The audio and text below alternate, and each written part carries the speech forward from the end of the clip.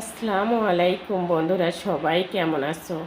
আমার প্রাণ প্রিয় কলিজার ভাই ও বোনেরা সবাইকে আসসালামু আলাইকুম।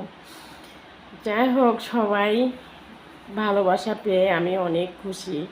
আর এত সুন্দর সুন্দর কমেন্ট আমার যতগুলি ভিডিও ফর ইউতে আছে, যে আমি সেসব ভিডিওর যে আমি কমেন্টগুলা পড়ছি, আমি একটা কমেন্টও কোনো আমার প্রাণপ্রিয় ভাই ও বোনেরা কেউ খারাপ কমেন্ট করি নাই।